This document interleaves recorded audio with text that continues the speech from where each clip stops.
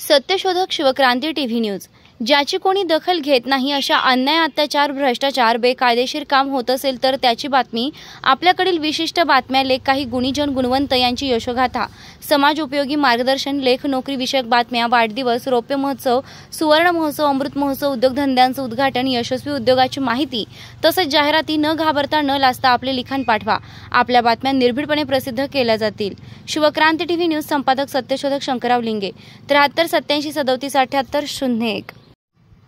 स्मृतिशेष कुसुम एकनाथ सांगळे। प्रथम पुण्य स्मृती। संत महापुरुष निर्मित सत्यशोधक पद्धतीनं वार गुरुवार दिनांक 6/6/2024 सकाळी 10 वाजता सांगळे वस्ती श्रीगोंदा तालुका जिल्हा अहमदनगर येथे आयोजित करण्यात आला होता। या प्रसंगी व्याख्याते संभाजी गदादे, प्रबोधनकार, स्मृती विचार पुष्प झाले। अखिल भारतीय सत्यशोधक समाज ओबीसी फेडरेशनचे राष्ट्रीय अध्यक्ष माननीय शंकररावजी लिंगे साहेब यांनी सत्यशोधक काळाची गरज, सत्यशोधकमुळे आयुष्य कसे सुखकर होते, सत्यशोधकामुळे कोणते कोणते देश पुढे गेलेले आहेत, कोणता कोणता समाज पुढे गेलेला आहे, कशा प्रकारे प्रगती होते त्याबद्दल सविस्तर मार्गदर्शन केलं। आईचे भाऊ दयाराम शिंदे, आत्माराम शिंदे, उत्तम शिंदे, जावई मोहन सोनोने, गणेश लोखंडे, सत्यशोधक शंकरराव लिंगे, सचिन सगळे सर, संभाजी गदादे, संभाजी शेळके, कांडगे सर, संदीप आवटी, सुरेश शिंदे, अशोक गावंडे, सरपंच अनिल आवटी, उपसरपंच बाळासाहेब उदमले, भुजबळ सर, जमादार सर, सांगळे सर, किसन सांगळे, कृषी अधिकारी नवले मॅडम, ग्रामसेवक व्यवहारे मॅडम हे मान्यवर उपस्थित होते। यांच्या उपस्थितीमध्ये वृक्षारोपण, शालेय साहित्य वाटप करून पुष्पांजलीचा कार्यक्रम झाला। पुष्पांजलीच्या कार्यक्रमांमध्ये दुःखांकित एकनाथ आनंद सांगळे, जगन्नाथ सांगळे, मीनाक्षी शेटे, कविता सोनवणे, गणेश सांगळे, दुःखांकित सांगळे परिवार व आप्तेष्ट होता। गणेश सांगळे यांनी सर्वांचे आभार मानून झाल्यानंतर जेवणाचा कार्यक्रम झाला। हे तत्वज्ञान काय आहे, कसं आहे त्याच्यावरती आता आपण चर्चा करणार नाही। मी या ठिकाणी आपणासमोर सत्यशोधक पद्धतीनं हा जो काही प्रथम पुण्यस्मरणाचा विधी जो पार पाडलेला आहे ते आमचे गुरुवर्य आणि मार्गदर्शक सचिनजी झगडे सर यांनी विधी पार पाडत असताना खूप छान असं मार्गदर्शन केलं आणि म्हणून त्यांच्या झालेल्या प्रबोधनानंतर, त्यांनी केलेल्या मार्गदर्शनानंतर मी बोलणं, अर्थातच पंचपक्वान्नाचं जेवण झाल्यानंतर हातावरती कोणीतरी मिठाचा खडा द्यावा असं होण्याची शक्यता असू शकते। काय हरकत नाही, खूप छान त्यांनी हे मार्गदर्शन केलं, प्रबोधन केलं। त्यानंतर आपल्याला एक दुधात साखर म्हटलं तरी वावगं ठरणार नाही। शंकररावजी लिंगे साहेब हेही उपस्थित आहेत, मलाही त्यांचं ऐकायचं आहे। मी जास्त वेळ न घेता, कारण मला तुमच्या चेहऱ्यावरच्या भावमुद्रा समजून येत आहेत की आता 12 वाजेपर्यंतच हा कार्यक्रम चालत असतो। 12 वाजता आपल्याला जेवायचं असतं आणि उपाशी पोटी किंवा अर्धपोटी गेलेलं ज्ञान हे पचत नाही म्हटलं तरी चालेल, कारण उपाशी पोटी माणूस चिडतो, भांडण करतो आणि भरलेल्या पोटी माणूस विचार करतो।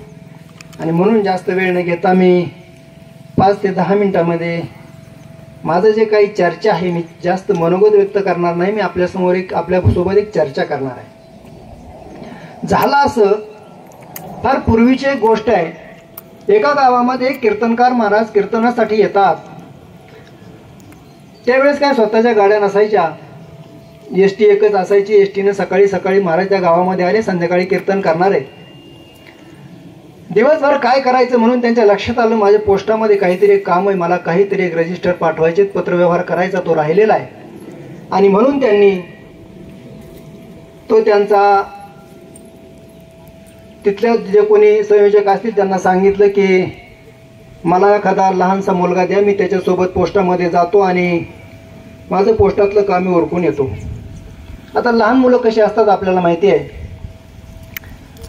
तो मुलगा त्यांच्यासोबत, त्या महाराजांच्या सोबत चालू लागला। पुढे गेल्यानंतर तो म्हणाला, आज तुम्ही कशासाठी इथं आलात? महाराज म्हणाले, मी कीर्तन करण्यासाठी आलो। हो, पण तुम्ही कीर्तनातून काय सांगणार आहात? महाराज म्हणाले, कीर्तनातून मी सांगणार आहे की मोक्ष कसा मिळवावा, मुक्तीचा मार्ग कसा आपल्याला मिळाला पाहिजे, आपण मुक्तीचा मार्गाने कसं गेलं पाहिजे, स्वर्गामध्ये आपण कसं गेलं पाहिजे, आपल्याला नरक न मिळता आपली स्वर्ग कसा प्राप्त होईल, स्वर्गाचे मार्ग काय आहे तो मी सांगणार आहे. आणि म्हटलं मग आता तुम्हाला इकडे कुठं जायचं? म्हणलं काय नाही, मला थोडं पोस्टात जायचं. मग म्हटलं तुम्ही मला कशासाठी चालवलं? म्हणलं हा पोस्टाकडे जाण्याचा रस्ता मला माहित नाही. महाराज म्हणले पोस्टाकडे जाण्याचा रस्ता मला माहित नाही. त्यावेळी ते लहानसं मुलगं, चुणचुणीत मुलगं उत्तर देतं. ते मुलगं म्हणतं, महाराज तुम्हाला पोस्टाकडे जाण्याचा मार्ग माहित नाही, तुम्ही आता इथं स्वर्गाकडे जाण्याचा मार्ग सांगणार आहात का लोकांना? अगदी तशीच अवस्था मला वाटतं इथं माझी काहीशी झालेली आहे. इथं आल्या आल्या अगदी चित्र जे होतं, जे काय मी सांगणार होतो तिथपर्यंत आपण निश्चितपणे पोहोचलेला आहात.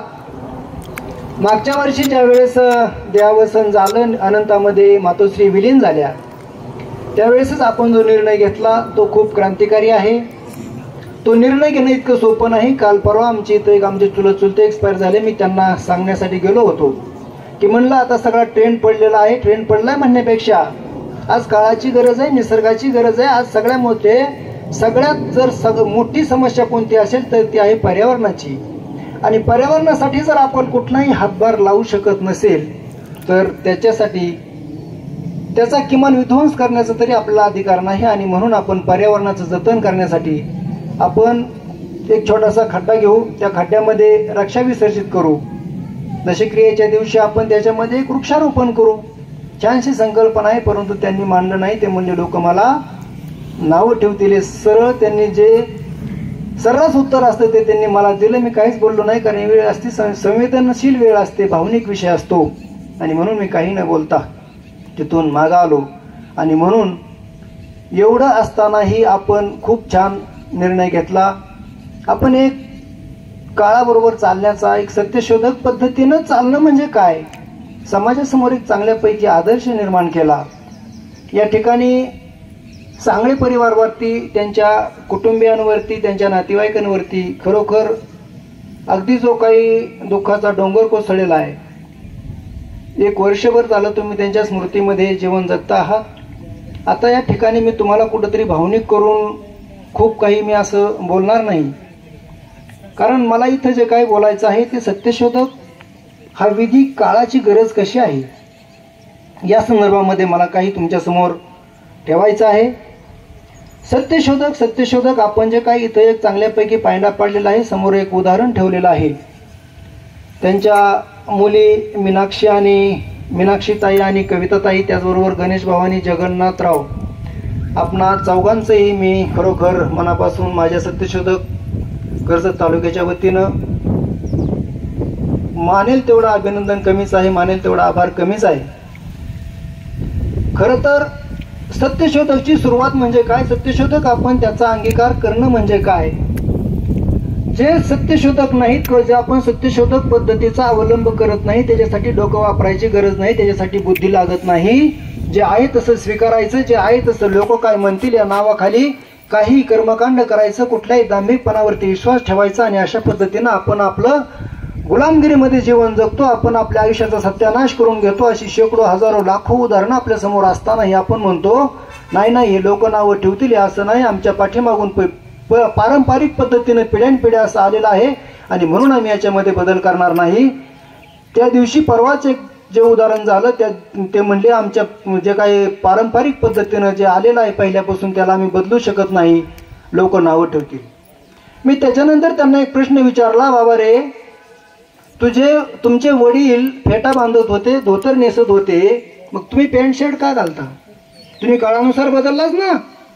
जर तुम्ही बदलच करायचा नव्हता तर तुम्ही फेटा बांधायला पाहिजे होता, तुम्ही धोतर नेसायला पाहिजे होतं.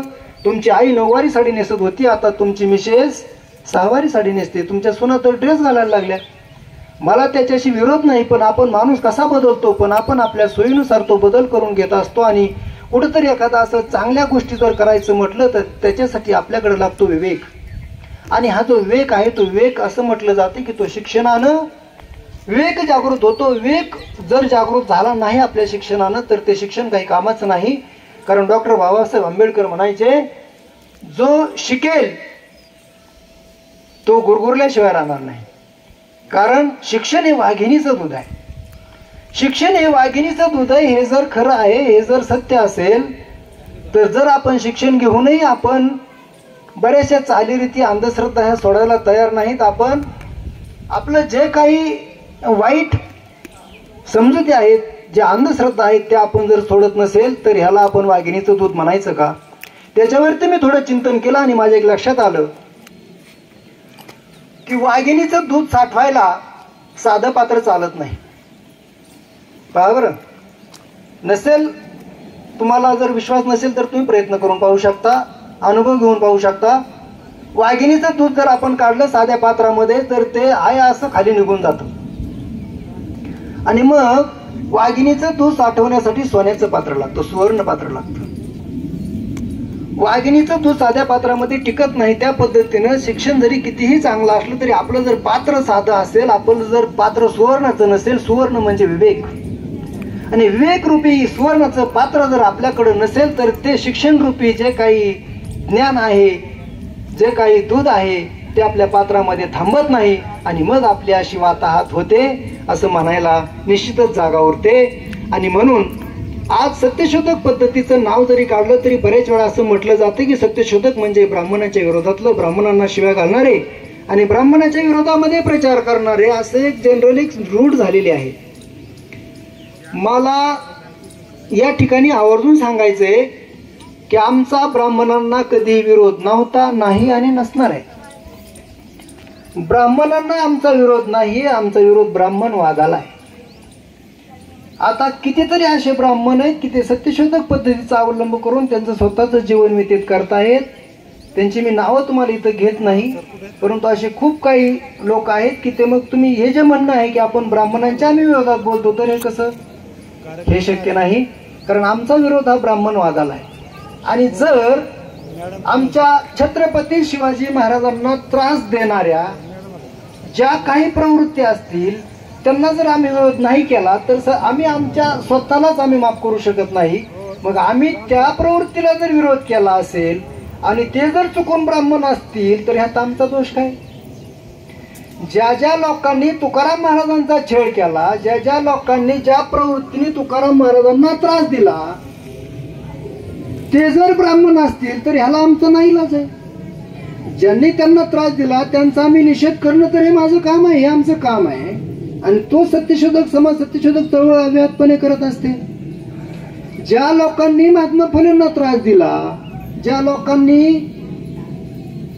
राजर्षी शाहू महाराजांच्या बाबतीमध्ये वेदोक्त मंत्र म्हणण्याऐवजी पुराणोक्त मंत्र म्हणले, त्यांचा अपमान वारंवार करण्याचा प्रयत्न केला, अशा लोकांच्या विरोधामध्ये किंवा अशा लोकांचा जर निषेध करत असेल आम्ही, ह्या प्रवृत्तीचा जर आम्ही निषेध करत असू तर त्या प्रवृत्ती जर त्या चुकून किंवा योगायोगानं त्या असतील तर त्यात आमचा दोष काय? मग सत्य शोधन म्हणजे काय की हेच आहे की आपल्याला गुलामगिरी का आली, आपण असे का राहिलो. मगाशी सचिन सरांनी प्रबोधन करत असताना सत्यशोधकची माहिती सांगत असताना खूप छान पद्धतीने सांगितली की आम्ही गुलाम कसे झालो. तर पहिलं जे आहे ते म्हणजे आपले विचार. विचारांची जिथं निर्मिती होते, आपले विचार जर सकारात्मक नसतील, आपले विचार जर आपल्याला तारून नेण्यासारखे नसतील तर मग आपण आपली प्रगती करू शकत नाही. विचार तयार होतात आपल्या मनामध्ये आणि ह्या मनावरती एवढं काम झालेलं आहे. आजपर्यंत जेवढे तत्ववेत्ते झाले, जेवढे म्हणून संत महापुरुष झाले, त्या सर्वांनी या मनावरतीच काम केलेलं आहे. आणि संत रोहिदास महाराजांनी तर त्याच्यावरती उच्च कोटीचं काम केलेलं आहे. मन चंगा तो कठवती में गंगा, म्हणजे हे जे काही असेल सगळं माणसाचं जीवन हे माणूस घडत असताना त्यांच्या विचारांवर घडतं. विचार करण्याची ताकद या मनामध्ये असते. आणि जर आपलं मन जर गुलाम झालं, जर ही मानसिक गुलामी जर आपल्यावरती लादली गेली, वर्षानुवर्ष आपल्यावरती ही लादलेली गुलामगिरी आपल्याला जुगारून देत असताना आपण मानसिक गुलामी अगोदर तोडायला पाहिजे. आणि याच्यासाठी हे जे काही संत महापुरुषांनी तत्वज्ञान सांगितलं की बाबा रे, जसा आपण विचार करतो तसंच आपण घडत असतो, तसंच आपण बनत असतो. तर पहा, आपल्या समाजाला जर एखादी गोष्ट सांगायची म्हटलं, चांगली गोष्ट जर सांगायची म्हटलं तर त्याला सहजासहजी पटत नाही. त्याला हा चमत्काराच्या बाबतीत जर आपण सांगितलं तर मग मात्र त्याचा लवकरात लवकर विश्वास बसतो. माझे एक मित्र आहेत पहा, त्यांनी एक प्रयोग केला. मी जे काही सांगणार आहे ते तुम्हाला भाकड कथा अजिबात सांगणार नाही. जे सांगणार आहे ते सत्य सांगणार आहे, जे खरं सांगणार, जे रियालिटी सांगणार आहे. भाकड कथा म्हणजे काय मी असं तुम्हाला सांगणार नाही. कोणती तरी आमची एक देवी होती, राणी होती, आणि ती आंघोळ करत असताना मळाचा एक पुतळा करून ठेवला आणि मग कोणतरी आलं, त्याचं शिरच्छेद केला. ते मुडगं उडल्यामुळं परत कोणीतरी दुसऱ्या अवाढव्य प्राण्याचं शिर त्याला जोडण्यात आलं. या अशा भाकड कथा मी सांगणार नाही. दुसऱ्या भाकड कथा, कोणत्या तरी राजाला मुलं होत नव्हती आणि मग त्यांनी यज्ञ केला, त्या यज्ञातून एक फळ निर्माण झालं, त्या फळाची खीर केली आणि मग त्याला मुलं निर्माण झाली. मी अशा भाकड कथा सांगत नाही, सांगणार नाही, आणि त्याचं काही कारणही नाही. जे काही असेल ते सत्य तुमच्या पुढ्यामध्ये 5-10 मिनिटांमध्ये मी सांगण्याचा प्रयत्न करणार आहे. ज्या वेळेस माझ्या मित्राने प्रयोग केला, त्याच्याकडं रोजगार नव्हता आणि म्हणून त्याने एक दिवशी पेपरला ऍड दिली, जर कुणाला मनशांती नसेल, जर कुणाला सुखी समाधानी नसेल तर आमच्याकडे 100% इलाज होतो. आणि मग त्या माणसानं, त्या माझ्या मित्रानं पेपरमध्ये ऍड दिल्यानंतर त्याला फोन आले. फोन आल्यानंतर त्याने विचारून घेतलं. एका आमच्या ताईचा फोन त्यांना आला आणि ताईनं विचारलं, बाबा रे, मी तुमची ऍड पाहिली आणि मी तुम्हाला फोन केलाय, मला समाधान नाही. माझ्या घरामध्ये सर्व काही आहे, गाड्या आहेत, 2-2 गाड्या आहेत, मोठमोठ्या फॉर्च्युनर सारख्या गाड्या आहेत, सर्व काही माझ्या घरामध्ये, नोकर चाकर सगळे आहेत, परंतु मला मानसिक स्वास्थ्य नाही, मला समाधान नाही, सुख नाही. आणि प्रत्येक माणसाला ही सुखाची अपेक्षा असते. पहा, आपल्या समाजाला जर कुणी डायरेक्टली सांगितलं तर चालत नाही. याच्यासाठी मी तुम्हाला सांगतोय की त्या जो माझा मित्र होता त्यांनी सांगितलं की हो ताई, तुम्हाला 100% याच्यावरती इलाज होईल आणि तोही इलाज मी ऑनलाईन करणार आहे. आता सगळा ऑनलाईनचा जमाना आहे. त्यांनी सांगितलं की तुम्ही उद्या सकाळी 5:17 रेडी राहायचं, पहाट नाहून धुवून आंघोळ वगैरे करून सगळं तयार राहायचं. परंतु मी हे सगळं करण्यासाठी, हा विधी करण्यासाठी, तुम्हाला त्याचं जे काही अनुष्ठान मांडण्यासाठी, अधिष्ठान मांडण्यासाठी तुम्हाला 21,000 रुपये माझ्या अकाउंटला ताबडतोब टाकावे लागतील. बरोबर का? त्या महिलेनं 4 वेळा विचारलं, मला फरक पडेल ना? हो म्हणला, 100% फरक पडेल. 100%, 101% म्हणला. असे हजारो कुटुंब म्हणला मी मानसिक स्वास्थ्यामध्ये त्यांना आणलेलं आहे.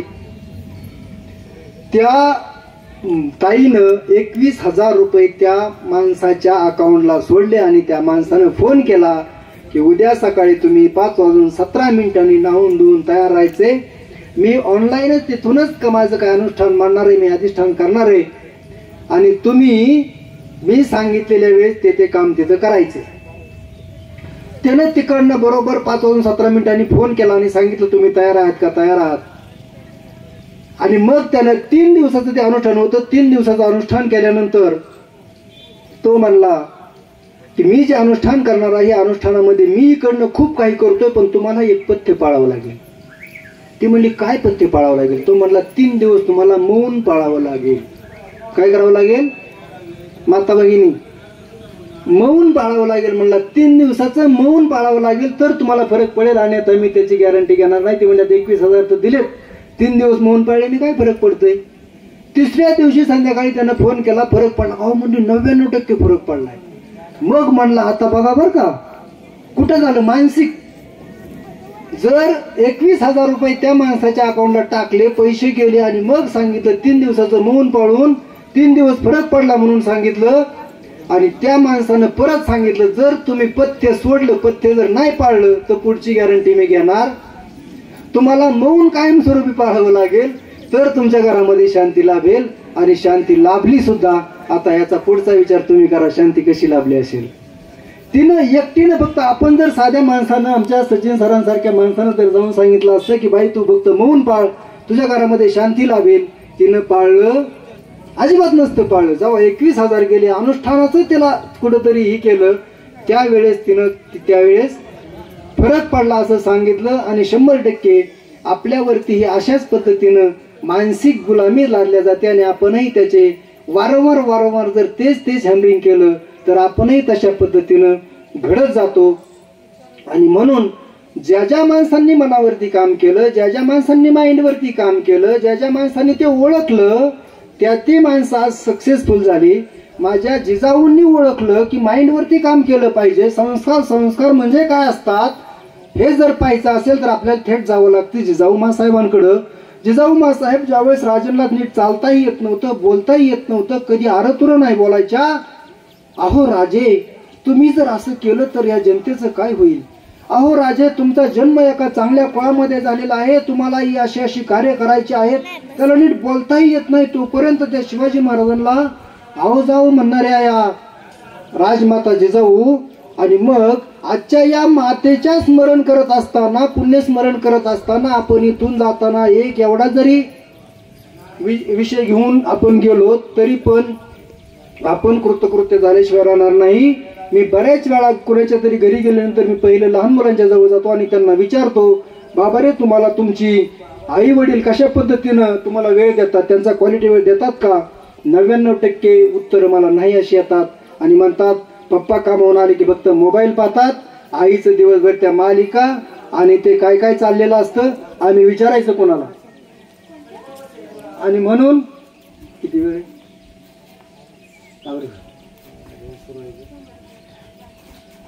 चालते, उशीर झालेला आहे, तसा वेळ आपल्याला भेटायला पाहिजे होता. तर ज्या वेळेस आपण कुठे गेल्यानंतर एक लक्षात येतं की आपण मुलांना क्वालिटी वेळ देत नाही, मुलांना जे नाही ते बोलतो, कसले त्यांना तुला काय कळत नाही, अक्कल नाही, मूर्ख आहे तू, एवढं तुला समजत नाही, असे तसे आपण त्याला विचारतो, म्हणतो आणि मग तसंच त्याच्या माइंडमध्ये राहतं आणि मुलगा पुढे जाऊन तसाच होतो. आणि मग इथं बऱ्याच वेळा मी पालकांशी चर्चा करतो, हा माझा आवडीचा विषय. पालकांशी चर्चा केल्यानंतर 99% पालकांचं मत असं येतं की मुलं ऐकत नाहीत. मुलं बरोबर आहे काका, मुलं बिघडली. अहो मुलं बिघडली कशी? मुलांवरती तुम्ही आरोप करता मुलं बिघडली म्हणून. तुम्ही अगोदर मुलं घडवा आणि घडल्यानंतर मग सांगा बिघडली म्हणून. मुलं घडवत नाहीत आणि मग तुम्ही मुलांवरती बिघडली म्हणायचं काहीच कारण नाही. अगदी त्या पद्धतीनं इथेही जर आपण विचार केला तर हा जो काही कार्यक्रम आपण पाहतो आहे सत्यशोधक पद्धतीनं, हा जो कार्यक्रम इथं विधी जो आपण संपन्न केलेला आहे, हा विधी करत असतानाही एकनाथराव आणि कुसुमाई यांनी मिळून या मुलांवरती संस्कार केले पहिल्यापासून. आणि म्हणून ते आता सत्यशोधक पद्धतीने किंवा तुझंही समाजासाठी काहीतरी देणं आहे, पर्यावरणाला तुझा कुठंतरी हातभार लाभला पाहिजे आणि सगळ्यात मोठी समस्या आहे. आणि म्हणून अशा पद्धतीनं त्यांनी ते संस्कार केले आणि त्याच ही आपण फलनिष्पत्ती पाहतो आहोत. तर या ठिकाणी आपण पाहतो आहोत की कितीतरी वेळा आपण आपल्या मुलांचा म्हणजे त्यांच्यामध्ये एक न्यूनगंड तयार होतो. अशा पद्धतीनं आपण आपलं वर्तणूक करत असतो आणि त्या आईबापांना, त्या माता पितांना, त्या पालकांना त्याचा लवलेशही नसतो की आपण त्यांच्याशी चुकीच्या पद्धतीने वागतोय म्हणून. तुम्ही आता सांगण्याचा मुद्दा एवढाच आहे की आता एखादा सत्यशोधक किंवा आपण सांगत असताना, करत असताना आम्ही बोलके नाहीत, आम्हाला कुठंतरी कृतीतून उतरवायचं आहे. कारण महात्मा फुलेंचे, डॉक्टर बाबासाहेब आंबेडकरांचे, छत्रपती शिवाजी महाराजांचे, संत रविदासांचे संस्कार जर आम्हाला मान्य करायचे असतील, त्यांची विचारसरणी आम्हाला जर कुठेतरी स्वीकारायची असेल तर आम्ही त्याच्यासाठी कुठेतरी प्रयत्न केला पाहिजे की आम्ही आमच्या आचरणामध्ये कसं आणलं पाहिजे. आणि म्हणून आज तुम्हाला जास्त मोठेपणा म्हणून सांगत नाही, सचिन सर आमच्या घरी आले होते, आज माझ्याकडं दररोज संध्याकाळी मी 1 तास वेळ 8वीच्या 9वीच्या मुलांना अजून मराठी वाचता येत नाही अशा मुलांचा मी फ्रीमध्ये क्लास घेतो. किती? त्याच्यानंतर 25 ते 30 मुलं अशी माझ्याकडे रोज येतात. म्हणजे हे जे आता गेल्या वर्षी पर्यावरण दिन 5 जूनला झाला, यावर्षी मला शक्य झाल्यात उद्या परवा मी तो कार्यक्रम करणार आहे. मी जवळजवळ 500 बिया जंगलामध्ये नेऊन लावल्या होत्या. पर्यावरण संतुलनासाठी जर आपल्याला कार्य करायचं असेल म्हणजे मी कुठंतरी त्यांच्या विचारांशी पायी होण्याची. आता बरेचसे वक्ते येतात, तुम्हाला शाब्दिक फवारी उडवतात, भावनिक करतात, वेगळं आईचं कुठलं तरी एखादं गीत गायचं, भावनिक करायचं आणि मग म्हणायचं चला लय मोठे महाराज झाले, लय भारी झालं, लय कार्यक्रम भारी झाला आणि मग फक्त त्या सुपारीचा रेट वाढवायचा. ह्याच्यापेक्षा वेगळं काहीच नसतं. आता आपण पाहतो तुकाराम महाराजांची गाथा माझ्या समोर आहे. तुकाराम महाराजांची गाथा मी वाचत असताना मला पुण्य संपादन करायचे म्हणून मी बऱ्याच वेळा त्याचं पारायण केलं, पण मला ज्ञान मिळवायचं या हिशोबाने मी कधी सुद्धा केलं नाही. ते पारायण माझं आता चालू आहे. आणि खरोखर पाप आणि पुण्य ह्या ज्या गोष्टी आहेत याच्यासाठी एक भावच कारण असतं. तर पाप काय आणि पुण्य काय. चला उशीर झालेला आहे आणि म्हणून या ठिकाणी मी तुम्हाला जाता जाता एक संदेश देणार आहे की माझी जी मुलं आहेत, मी मुलांवरती चांगल्यापैकी संस्कार केले. माझी मुलगी चांगल्यापैकी व्याख्यान करते. तिचे विचार तुम्ही एक 15-20 मिनिटं जरी माझ्या मुलांशी बोलला असताना अनुभव आहे. माझ्याकडे 4 व्हीलर गाडी आहे. मी 4 व्हीलरमध्ये जर एखादा माणूस शेजारी बसला, तो जर तंबाखू खायला त्याने जर पुढे काढली तर मी गाडी साईडला घ्यायचो आणि थांबवायचो. माझा मुलगा पाठीमागून बघत असायचा. जो तंबाखू खाणारा माणूस आहे तो मला विचारायचा, का साईडला घेतली गाडी, का थांबायचे, काय नाही का मधली सुट्टी वगैरे झाली का? तर म्हणलं तसं काही नाही, तुमची तंबाखू खायची होऊ द्या, आपण म्हणतो जाऊ. तुम्हाला खोटं सांगत नाही. अशी बरीचशी लोक आहे की त्यांनी त्या दिवशी पुढी सहित टाकून दिल्याने तंबाखू सुद्धा सोडून दिली. त्या दिवशी माझ्या घरी पाहुणे आले होते. मुलगा गावात गेला होता. मी त्याला सांगितलं की त्यांची पुडी संपली आहे, तू येता येता पुडी घेऊन ये, तंबाखूची पुडी. त्याने सांगितलं की सॉरी, माझ्या तत्वात बसत नाही, मी पुढे आणू शकत नाही. काय म्हणला? म्हणजे संस्कार म्हणजे काय ह्याला म्हणायचं. आणि मला ते अभिमानाने सांगावं वाटतं. मी इकडचं तिकडं सांगत नाही. मी जे केलं, जे करतोय, जे जगतोय ते सांगायला मला आवडतं आणि तेच सांगितलं पाहिजे. आणि एवढे 60-60 हजार रुपये, लाख रुपये फी देऊन आपण जे काही महाराज मंडळी आणतो, ते महाराज मंडळी आपल्याला गातेतला असा एकही आपण सांगत नाहीत की जो त्यांच्यावर कुठंतरी, त्यांच्यावरतीच कुठंतरी म्हणजे त्यांचा जो धंदा चाललेला आहे त्या धंद्याला कुठंतरी गालबोट लागेल किंवा त्याचा कुठंतरी विचार करावा लागेल असे जे अभंग आहेत ते कधी आपल्याला सांगत नाहीत. आणि मग होतं काय, तुकाराम महाराजांकडे एकदा असाच विषय झाला की एक बाई स्वतःचा मुलगा गुळ खातोय म्हणून आली होती. तुम्हाला ते उदाहरण माहिती आहे. गुळ खातोय, खूप गुळ खातोय म्हणून तुकाराम महाराजांकडे ती बाई घेऊन आली. तुकाराम महाराजांचं भजन चालू होतं. तुकाराम महाराज म्हणले, या मुलाला तुम्ही उद्या घेऊन या. आणि आदल्या दिवशी घरी जाऊन सांगितलं आवडीला की उद्यापासून नाही, आजपासून माझा गुळ वर्ज्य, मी आजपासून गुळ खाणार नाही.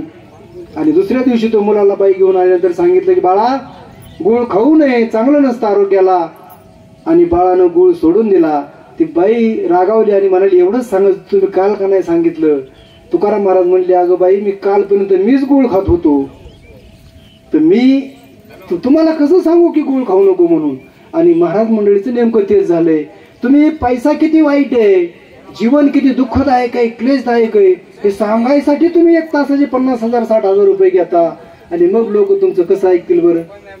आणि वरून म्हणता तुम्ही की कीर्तनानं बिघडत नाही आणि कीर्तनानं सुधरत नाही आणि तमाशानं बिघडत नाही. असे पण काही महाभाग आपल्याकडे आहेत. चला, तो आपला विषय नाही. आज जो सत्यशोधक पद्धतीचा जो या ठिकाणी विधी झाला, सत्यशोधक बद्दल, खरा सत्यशोधक या विश्वातला रैदास महाराज आहेत. कारण त्यांनी सत्य शोधण्याचं काम पहिल्यांदा केलं. कसं केलं, काय केलं तुम्हाला माहित आहे, असं आपण गृहीत धरून त्याच्यावरती जास्त वेळ घेणार नाही. दुसरे सत्यशोधक शिवाजी महाराजांनी बऱ्याचशा लढाया अमावस्येच्या दिवशी केला. जे निषिद्ध असतं, अशुभ असतं, त्या दिवशी त्यांनी लढाई केल्या. कुठलंही पंचांग पाहिलं नाही, कुठलाही सत्यनारायण घातलं नाही, नारायण नागबली केला नाही, तरीही त्यांनी चांगल्यापैकी ज्यांना आपल्या उपस्थितांसाठी मी विनंती करतो आपण या मातेला सन्मान देण्यासाठी.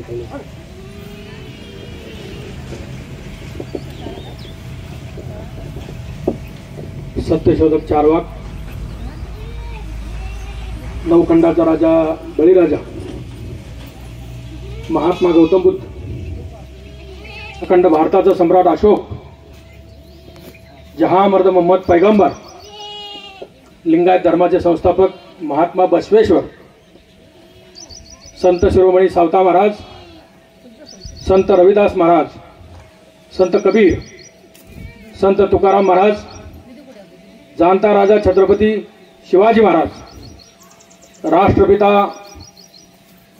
महात्मा ज्योतिराव फुले, लोकराजा छत्रपती शाहू महाराज, विश्वरत्न डॉक्टर बाबासाहेब आंबेडकर, साहित्यरत्न अण्णाभाऊ साठे, राष्ट्रसंत गाडगे बाबा,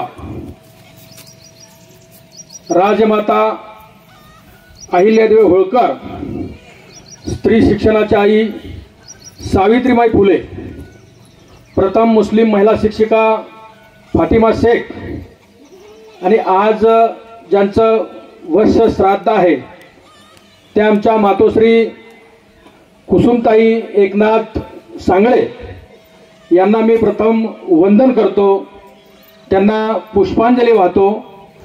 आणि या पुष्पांजलीच्या कार्यक्रमाला आपल्या इथं ज्यांनी जे प्रबोधनाचा कार्यक्रम केला ते आमचे संभाजीराव गदादे यांनी कीर्तनाचा कार्यक्रम केला आणि सत्यशोधक विधीकार आमचे सचिन झगडे सर, त्याचबरोबर या सांगळे कुटुंबातील गणेश आणि जगन्नाथ आणि त्यांचे पती एकनाथ, त्यांच्या 2 मुली, सर्व सांगळे परिवार आणि आपण सर्व सांगळे वस्तीवरील पुष्पांजलीच्या कार्यक्रमाला उपस्थित असलेले सर्व बंधू आणि भगिनींनो, अतिशय आनंद होत आहे. निसर्गरम्य परिसरामध्ये एक स्मृती दिनाचा कार्यक्रम कसा असावा याचा एक आदर्श घालून देणारं हे सांगळे कुटुंब यांचं अभिनंदन करावं तेवढं थोडा. कारण साधी राहणी आणि उच्च विचारसरणी याचा संगम या ठिकाणी झालेला आहे. महात्मा ज्योतिराव फुले यांनी सत्यशोधक समाजाची स्थापना जरी केलेली असली तर मी जी नावं घेतली आहेत ती सर्व 5000 वर्षापासून ज्यांनी या सत्यशोधक पद्धतीनं या समाजाला सुधारण्यासाठी जो कार्यक्रम आखला तो कार्यक्रम आपल्या अशोक सम्राटाच्या किंवा मौर्य घराण्याच्या पतनानंतर हा जो कार्यक्रम बंद झालेला होता तोपर्यंत संत परंपरेने तो परत चालू केला आणि त्यानंतर महात्मा ज्योतिराव फुले यांनी त्याला सामाजिक क्रांती करण्याच्या दृष्टिकोनातून सत्यशोधक कार्यक्रम चालवण्याचा, जो व्यवस्थितपणे त्याला आकार देण्याचा, सर्व समाजाला समजेल असा सत्यशोधक समाज कसा स्थापन करता येतील आणि त्याचं मूळ काय हे त्यांनी पहिल्यांदा शोधलं. आणि त्याचं मूळ होतं विद्येविना मती गेली, मतीविना नीती गेली, नीतीविना वित्त गेले, वित्तविना शूद्र खचले, इतके अनर्थ एका अविद्येने केले. त्यामुळं महात्मा ज्योतिराव फुले हे स्वतः शिकले, लग्नानंतर त्यांच्या पत्नीला शिकवलं आणि हे ऐतिहासिक भूमी आहे. ही नगरची भूमी ऐतिहासिक आहे कारण या नगरच्या भूमीमध्येच सावित्रीबाई फुले आणि फातिमा शेख यांना जे ट्रेंड शिक्षकाचं शिक्षण मिळालं त्या ख्रिश्चन मिशनरी अहमदनगरच्या शाळेमध्ये मिळालेला आहे. म्हणून हा नगर जिल्हा ऐतिहासिक आहे. आणि जगामध्ये, भारतामध्ये मुलींना आणि महिलांना शिक्षक जी बंदी होती ती बंदी उठवण्याचं काम आणि प्रत्यक्षात शिकवण्याचं काम सावित्रीबाई फुले आणि फातिमा शेख यांनी पहिल्यांदा 1 जानेवारी 1848 केलं. आणि तिथून सत्यशोधक म्हणजे काय, तर खरं म्हणजे काय, खोटं म्हणजे काय. सत्य हे कडवं असतं पण सत्य हे मिटत नसतं. त्यासाठी अतिशय परिश्रम घ्यावे लागतात कारण प्रस्थापिताला सत्य हे चालत नसतं आणि त्याच्या विरुद्ध जो गोरगरीब समाज आहे त्याला असत्तेच्या मध्ये गुरफटून त्याचं द्रव्य किंवा त्याचं श्रम कसं वाया जायला नाही, पिढ्यानपिढ्या त्यांचं कसं आपल्याकडे त्यांना बैठबिगार करून, गुलाम करून आपली कामं करून घेता येतील यासाठी ते प्रस्थापित सगळे दक्ष असतात. तर त्यातून कशी सोडवणूक करता येतील यासाठी महात्मा ज्योतिराव फुले यांनी अनेक योजना राबवल्या. त्या योजनेमध्ये मग शिक्षण असेल, शिक्षणानंतर रात्रीचं शिक्षण, दिवसाचं शिक्षण, महिलाचं शिक्षण आणि त्यानंतर मग चाली, रीती, रूढी, परंपरा या सगळ्यामध्ये आपलं 70% उत्पन्न जे वाया जातं ते कसं वाचवलं जातं त्यासाठी सत्यशोधक समाजाची स्थापना 24 सप्टेंबर 1873 केली. आणि 24 सप्टेंबरलाच का केली असेल तर 24 सप्टेंबरला त्या दिवशी शिवाजी महाराजांचा दुसरा राज्याभिषेक जो केलेला होता तो शाक्य पद्धतीने केलेला होता. पहिला राज्याभिषेक जो झालेला होता तो 6 जून 1874 जो झाला होता तो वैदिक पद्धतीने झाला होता आणि त्या गागा भट्टानं पायाच्या अंगठ्याने त्यांना गंध लावलेला होता. तो तिथं अपमानासारखा जो राज्याभिषेक झाला होता तो अपमान धुवून काढण्यासाठी 24 सप्टेंबर 1874ला तो दुसरा राज्याभिषेक महाराजांचा शाक्य पद्धतीने झालेला होता आणि त्याच्या 200व्या वाढदिवसानिमित्त या सत्यशोधक समाजाची स्थापना केलेली होती. त्याचबरोबर 24 सप्टेंबरचं अजून एक महत्व आहे की ज्या ठिकाणी पुणे करार जो झाला तो 24 सप्टेंबर 1932ला झाला. तो महात्मा गांधी आणि डॉक्टर बाबासाहेब आंबेडकर यांच्यामध्ये झाला. तर हा त्रिवेणी संगम 24 सप्टेंबरचा आहे आणि या 24 सप्टेंबरला या सत्यशोधक समाजाच्या स्थापनेला 150 वर्ष पूर्ण झालेले आहेत आणि येत्या 24 सप्टेंबरला 150 वर्ष पूर्ण होऊन 151वा या सत्यशोधक समाजाचा वाढदिवस आहे. त्यानिमित्त हा कार्यक्रम आता ह्या वस्तीवर होत आहे. त्यामुळं मी तुम्हाला मनापासून शुभेच्छा देतो.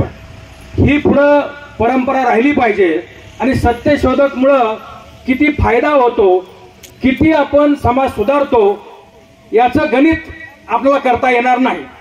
ज्यांनी सत्यशोधक स्वीकारलं तो देश पुढे गेलेला आहे. असत्याच्या मागे लागून, अंधश्रद्धेच्या मागे लागून जे महाराजांनी सांगितलं आता त्याप्रमाणे किंवा आमचे सावता महाराज म्हणतात, कांदा मुळा भाजी अवघी विठाबाई माझी, लसूण मिरची कोथिंबिरी अवघा झाला माझा हरी, विहीर नाडा मोठ दोरी अवघी व्यापली पंढरी, सावता म्हणे केला मळा विठ्ठल पायी गोवळा गळा. सावता महाराज म्हणतात कुठेही जायची गरज नाही, हितच आपण जर कष्ट केलं, श्रम केलं तर आपल्याला पांडुरंग आपोआप भेटायला येतो. तो पिकाच्या रूपात येतो. पीक चांगलं आलं का तो पांडुरंग पावलाच ना. तर त्याच पद्धतीनं त्यावेळेला शिक्षण नव्हतं म्हणून सावता महाराज हे श्रम करत होते. श्रमाला महत्व दिलं, श्रमाला प्रतिष्ठा दिली आणि त्यानंतर महात्मा ज्योतिराव फुले यांनी शिक्षणाला महत्व दिलं. शिक्षण आणि श्रम हे दोन्ही आपल्याकडे आहे आता आणि शिक्षण आणि श्रम हे दोन्ही आपल्याकडे असेल तर आपली प्रगती ही दिन दुगणी आणि रात चौगुणी, दिवसात दुप्पट आणि रात्री चौपट आपली प्रगती झाली पाहिजे. हे इतकं आपल्याकडं सामर्थ्य आहे.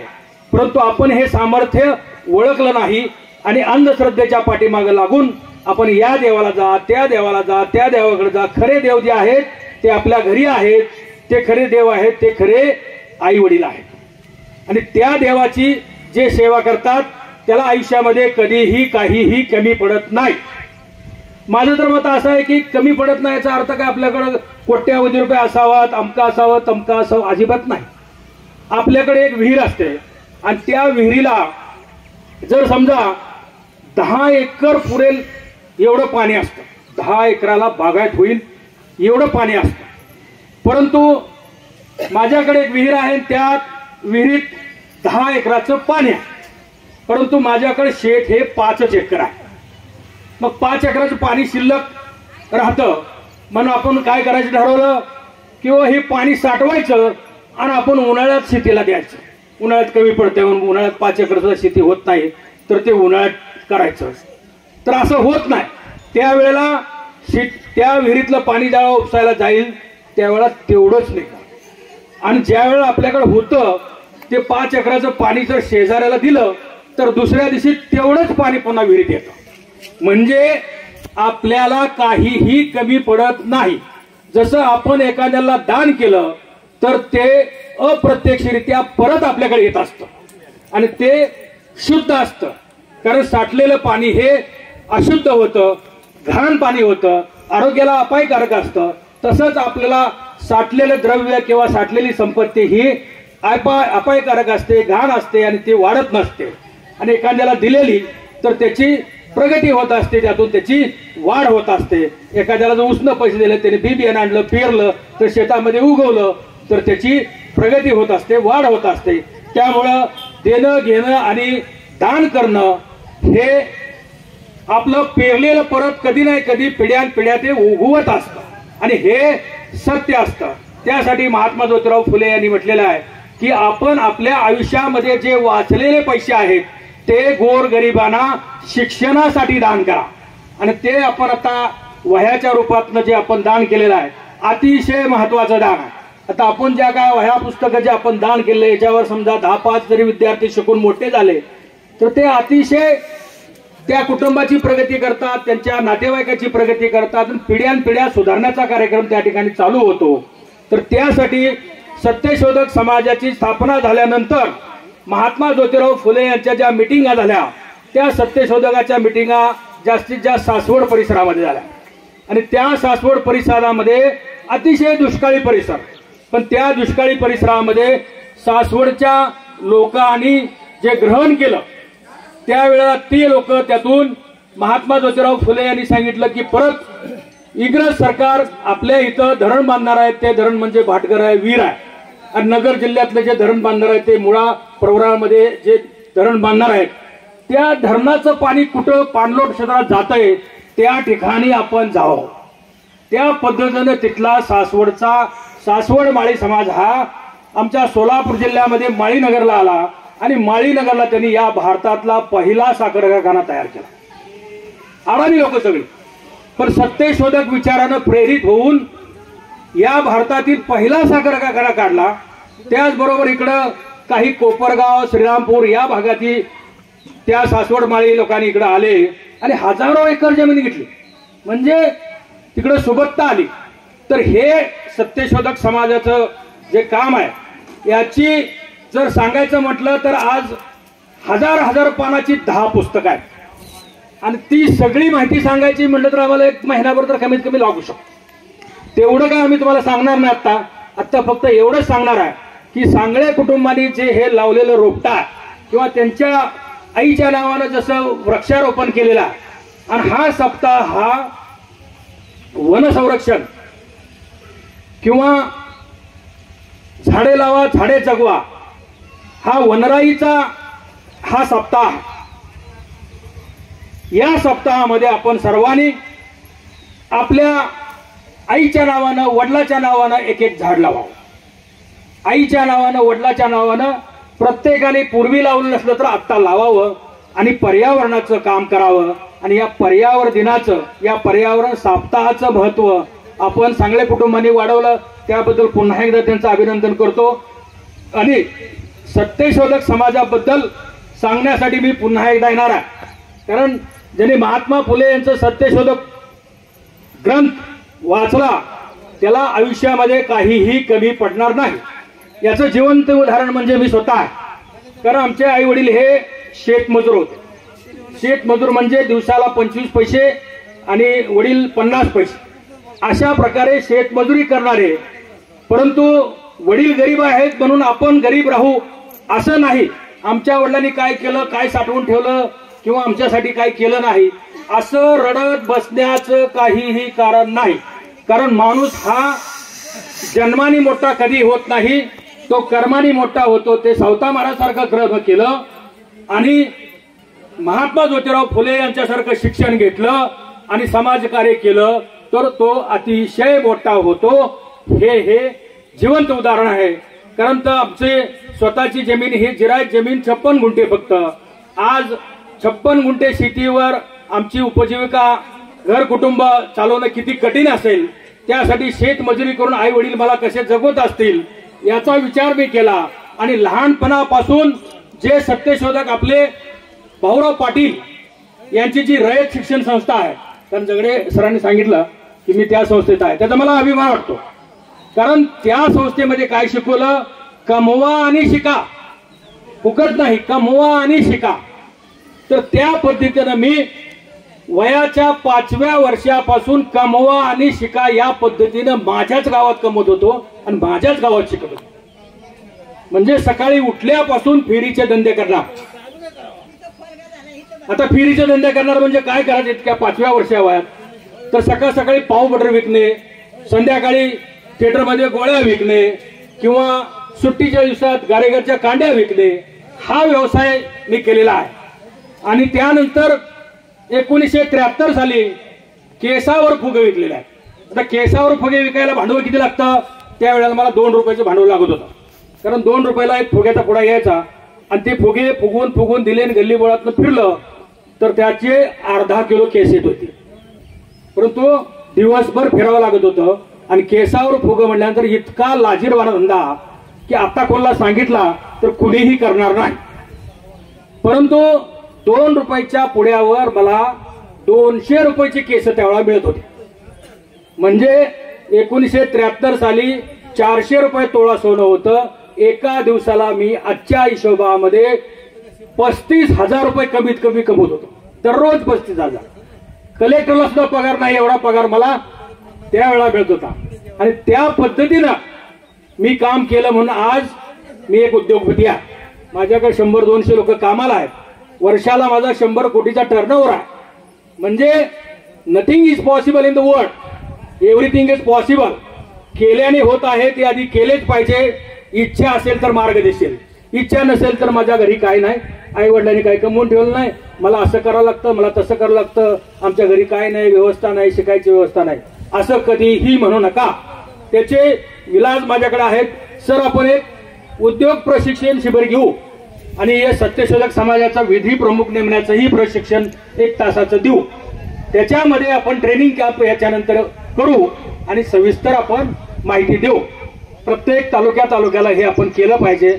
मगच लोक, आता सत्यशोधक पद्धतीने कार्यक्रम करायला सर्व लोक तयार आहेत, परंतु 100-100, 200 किलोमीटरवर जर आपल्याला बोलवायचं म्हटलं तर येणं जाणं परवडत नाही किंवा त्या लोकांना मग ते खर्च जास्त येतो. मग म्हणतात जाऊ दे, काय आता काय ही आता विधी करणारे लोक काय जास्त पैसे मागत नाही, तो 1000-1100 रुपये मागतात. परंतु इकडून बाहेरून माणसं यायला जायला त्याचं खर्च 2,000 रुपये खर्च येते. कसं काय काय, पण त्याच्या पाठीमागची भावना ती वेगळी आहे. म्हणजे जो आहे जगतपती त्याला नकोची मध्यस्थी. या पद्धतीने आपल्याला मध्यस्थी कोणाला ठेवायचं नाही, दलाल कोणाला ठेवायचं नाही. तसंच महात्मा ज्योतिराव फुलेंनी सांगितलं होतं, दलाल कोणाला ठेवायचं नाही, आपलं उत्पादन कसं करायचं, आपल्या उत्पादनावर कुटीर उद्योग करून कसे पैसे कमवायचे हे सावित्रीबाई फुलेने आपल्या शाळेत शिकवलेलं आहे. आणि नंतर हंटर कमिशनला जो रिपोर्ट दिलेला आहे त्या रिपोर्टमध्ये त्यांनी दिलेला आहे की प्राथमिक शिक्षणाबरोबर व्यवसाय शिक्षण दिलं पाहिजे. ते आता सरकार प्राथमिक शिक्षणाबरोबर देत नाही, 12वी नंतर देत आहे. तर ही पद्धत आपण बदलण्यासाठी सरकारला सांगितलं, ती आता लागू करणार आहे. आता नवीन अभ्यासक्रमामध्ये 5वी पासून ट्रेनिंग देणार आहे व्यवसायाचं. तर हे महात्मा ज्योतिराव फुले आणि मी जी नावं घेतली त्या सर्व महापुरुषांना जर आपण थोडंफार रोज वाचलं, नाही वाचता येत असेल तर युट्यूबवर टाकायचं आणि तिथं महात्मा फुले यांचं चरित्र म्हणा, महात्मा फुलेंचं कार्य म्हणा, महात्मा फुलेंचा सत्यशोधक समाज, काही पण टाका, त्या ठिकाणी येता व्हिडिओ आणि ते ऐकायचं. एवढं जर काम केलं, तसंच डॉक्टर बाबासाहेब आंबेडकर, तसेच महापुरुषांचे जे नाव घेतले त्यांचं त्या युट्यूबवर तुम्ही बघा, तुम्ही सर्वज्ञान होतील. आणि गेल्या वर्षी किंवा मागच्या वर्षी कोरोनाच्या काळामध्ये आम्ही जवळजवळ 70-75 व्याख्यानं केली आणि त्या व्याख्यानामध्ये जे आम्ही व्याख्यानं घेतली त्या व्याख्यानामधले जे प्रश्न उत्तर आले ते UPSC MPSC आलेले आहेत.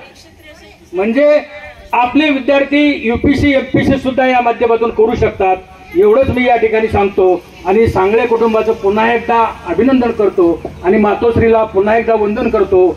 जय ज्योती, जय क्रांती, जय भीम, जय भारत, जय संविधान. धन्यवाद.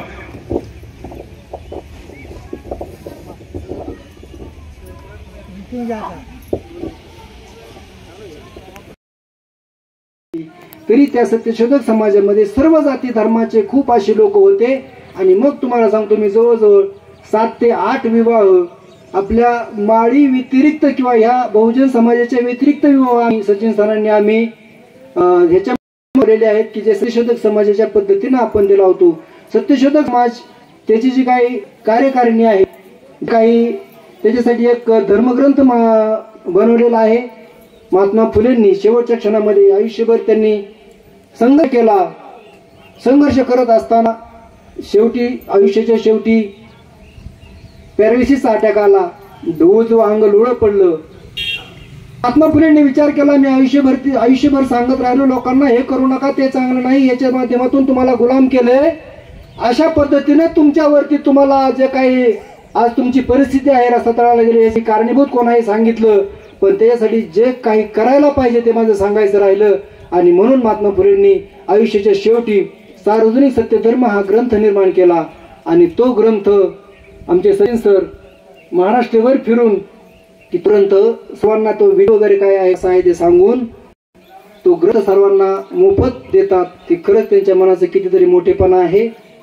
आणि या सर्व माझ्या या लांबलेल्या मनोगतातून मी असं म्हणणार नाही की माझं काही चुकलं असेल तर माफ करा, कारण मी जे काही बोललो ते 100% जबाबदार आहेच. जर कोणाला कसं वाटलं असेल तर तुम्ही तुमचं वाचन वाढवा, विचार प्रगल्भ करा. अजून कधीतरी योग आला तर आणखी पुन्हा काही चर्चा करू. आणि सर्वात महत्वाचं, तुम्हाला जरी कोणी काही म्हटलं असेल तर मला वाटतं इथं काल्याचं कीर्तन ऐकणारी बरीच मंडळी आहे. असं एकही माणूस नाही की त्यांनी काल्याचं कीर्तन ऐकलं नाही. काल्याच्या कीर्तनामध्ये असं एकही महाराज नाही की तो तुकाराम महाराजांचा जो आबा आहे, विठ्ठल भट दिला पाठीवरी पाठ. म्हणजे पहिला सत्यशोधक, पहिला बंड करणारा जर कोण म्हटलं तर तो श्रीकृष्ण भगवान आहे. त्यांनी पहिल्यांदा विठ्ठल म्हणा घालायला सुरुवात केली. त्याच्या पाठीवरती पाठ काय, आवत काय, शिवळ काय, खोरे काय, जे दिसेल त्यांनी ते त्या वेळेस त्या भटाला त्यांनी मारलेला आहे. असे सांगण्यासारखं भरपूर काही गोष्टी होत्या. आपल्याला ही जे काही लिंक आहे, आपलं आयुष्य, आपलं जीवन या महापुरुषांच्या विचारांशी जर कनेक्ट करता आलं तर मग मात्र आपलं जीवन सार्थकी लागणार. आपण आपल्या मुलांवरती चांगले संस्कार करू शकतो. आणि इतर कुठल्याही बाबाबुवांच्या नादी लागलो तर मग मात्र आपल्याला गुलामी आपली अटळ आहे. मानसिक गुलामी ही सर्वात खतरनाक खेळ आहे. आणि म्हणून आपण कुठल्याही बाबाबुवांच्या नादी न लागता आपण आपल्या वाचनाच्या कक्षा रुंदवा, आपण विचार प्रगल्भ करा. आणि आजच्या या सेवेतून या कुसुमताई एकनाथराव सांगळे यांना मी माझ्या आपल्या उपस्थित सर्वांच्या वतीनं, कर्जत तालुका सत्यशोधक चळवळीच्या वतीनं मी भावपूर्ण आदरांजली समर्पित करतो आणि आपली रजा घेतो. सत्यमेव जयते. यानंतर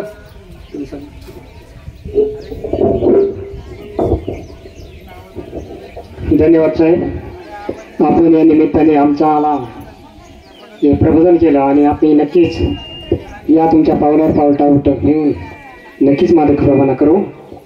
तर आजच्या या मातेला पुष्पांजली अर्पण करण्यासाठी काही मान्यवर या ठिकाणी उपस्थित आहेत. त्यामध्ये विकास मोहन शेटे जावई, मोहन मुक्ताजी सोनवणे यामध्ये जावई, त्याचबरोबर दयाराम शिंदे मामा, आकाराम शिंदे, उत्तम शिंदे, गणेश लोखंडे, त्याचबरोबर तालुका कृषी अधिकारी श्री किसनरावजी सांगळे साहेब, त्याचबरोबर बबन सोनवणे, दादा शेटे, प्राध्यापक विधिकार जगडे साहेब, त्याचबरोबर आमच्या ग्रामपंचायतचे माजी सरपंच श्री संदीपराव आवटी, त्याचबरोबर माजी उपसरपंच श्री सुरेशरावजी शिंदे, नारायण लाड, व्यवहारे मॅडम, ग्रामसेविका वेळो, त्याचबरोबर अनिल आवटी विद्यमान उपसरपंच वेळो, त्याचबरोबर अशोक लावंडे विद्यमान सरपंच वेळो, त्याचबरोबर अशोक वारे, राजू एले, बाळासो उदमले, संपतराव आवटी, पोलीस पाटील वेळो, प्राचार्य श्री लांडगे सर, त्याचबरोबर या सगळे कुटुंबियाने जे आपल्या पुढे आदर्श निर्माण केला,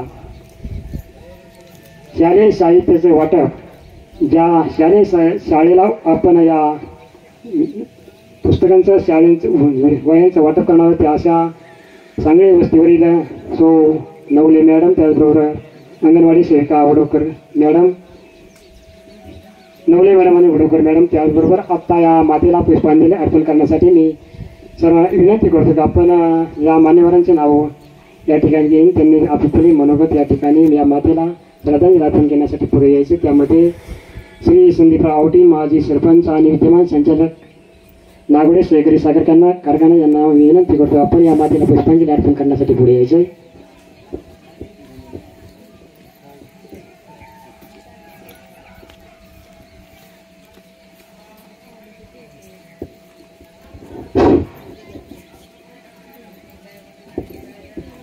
आज या ठिकाणी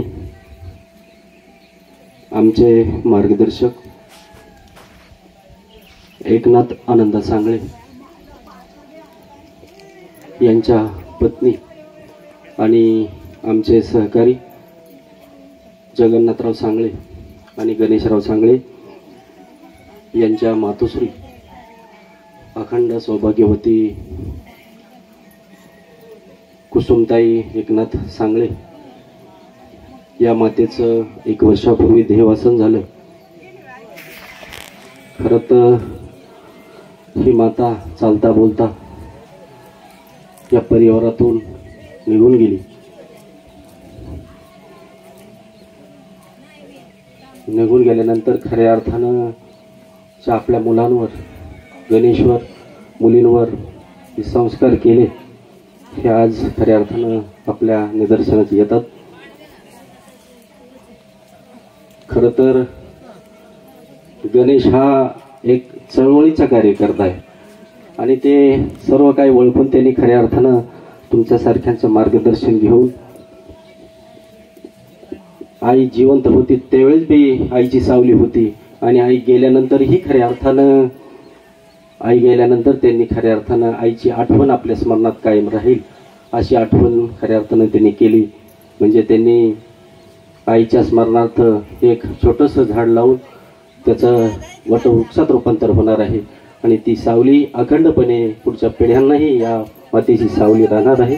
अशा या थोर मातेच्या जाण्यानं खऱ्या अर्थानं सांगली परिवार, सर्व नातेवाईक, आमचं गाव त्या दुःखामध्ये सहभागी आहे. त्यांच्या जाण्यानं झालेलं दुःख त्यामधून सावरण्यासाठी ईश्वरानं शक्ती, बुद्धी, ताकद देव अशी मी माझ्या अवटी परिवाराच्या वतीनं, विशेष करून सहकार महर्षी शिवाजीराव नागवडे सहकारी साखर कारखान्याचे सर्व सभासद, कामगार, संचालक मंडळ यांच्या वतीनं भावपूर्ण आदरांजली, पुष्पांजली समर्पित करतो आणि या ठिकाणी थांबतो. रामकृष्ण हरी. यानंतर तालुका कृषी अधिकारी श्री किसनरावजी सांगळे साहेब यांना विनंती करतो आपण पुष्पांजली अर्पण करण्यासाठी पुढे यायचं.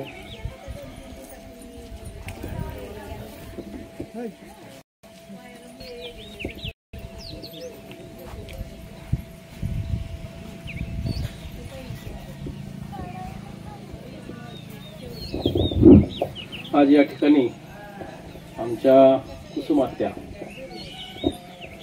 आत्याचं नातं मध्ये मी ज्यावेळेस पुण्याला कॉलेजला होतो त्यावेळेस माझ्या काकाची हा बहीण, त्यावेळेस कुसुम आत्याला हा म्हणजे त्यावेळेसपासून आमचं नातं आणि इकडूनची भावकी सुद्धा इकडून बी नातं.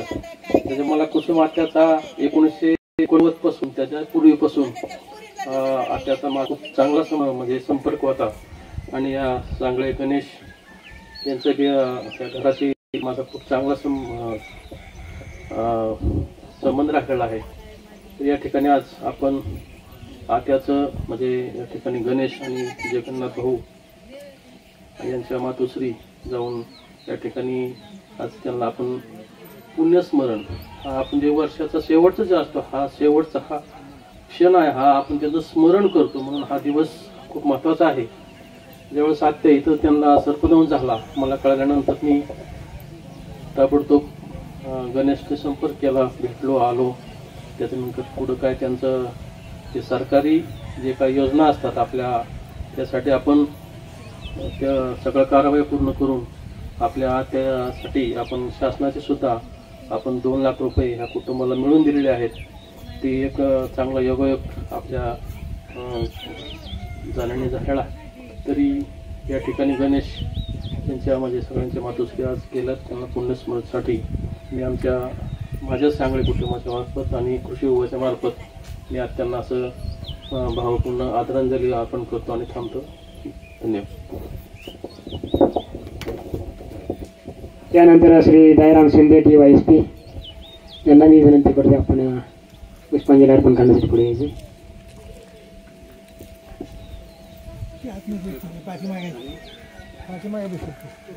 त्यानंतर प्राध्यापक श्री जगडे सर यांनाही विनंती करतो आपण मातेला पुष्पांजली अर्पण. या ठिकाणी उपस्थित चळवळीचे आमचे मार्गदर्शक आणि राष्ट्रीय स्तरावर काम करणारे राष्ट्रीय अध्यक्ष सन्माननीय शंकरराव लिंगे साहेब, तसेच जिल्हाध्यक्ष शेलार सर, तसंच यांनी अत्यंत सुंदर वाणीमध्ये, त्यांना वेळ कमी मिळाला पण सुंदर वाणीमध्ये कमी वेळामध्ये बॅटिंग कशी करावी हे आमचे संभाजीराव गदादेसांनी अत्यंत चांगल्या उत्कृष्ट प्रकारे आपल्याला मार्गदर्शन केलं. ज्या आईच्या पुण्यस्मरणाच्या निमित्तानं आपण इथं जमलेलो आहोत त्या आईचं संपूर्ण आयुष्य दोन्ही मुलांनी अत्यंत चांगल्या पद्धतीने पाहिलं आणि त्यातील गणेशराव आणि त्यांचे बंधू जगन्नाथजी आणि त्यांचे पती एकनाथराव यांच्या कुटुंबामध्ये तसं पाहिलं तर आईच्या जाण्यानं दुःख होत असतं. ते दुःख कधी न भरून येण्यासारखी हानी असते. परंतु असं असताना सुद्धा सामाजिक चळवळीचा ध्यास त्यांनी सोडला नाही आणि ती आईची आठवण आपल्या समोर ताठ मानेनं वटवृक्षाच्या रूपानं ज्यावेळी आईची आठवण येईल त्यावेळी त्या झाडाच्या खाली बसल्यानंतर आईच्या प्रेमळ सावलीखाली बसल्याचा आनंद त्या कुटुंबाला मिळाल्याशिवाय राहणार नाही. तर त्या स्मृतिवृक्ष खऱ्या अर्थानं समाजाला दिशा देणार आहे. तर या आईच्या जाण्यानं जे सांगळे कुटुंबियाला दुःख झालेलं आहे त्याच्यामध्ये मी सत्यशोधक परिवार तसेच रयत शिक्षण संस्थेच्या वतीनं आणि झगडे कुटुंबियाच्या वतीनं मी दुःखामध्ये सहभागी आहे. या मातेला भावपूर्ण आदरांजली व्यक्त करताना थांबतो. धन्यवाद.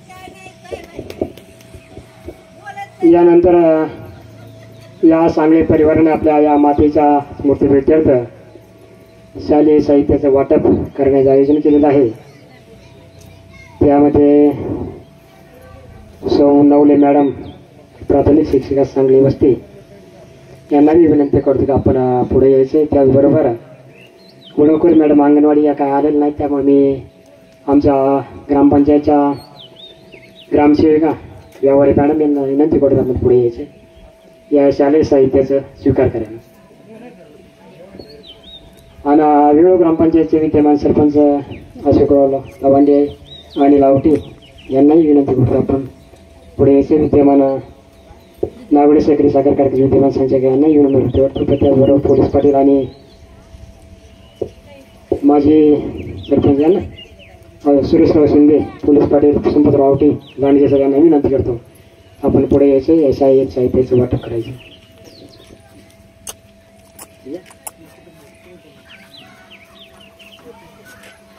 अनिल रावटे लांडगे सर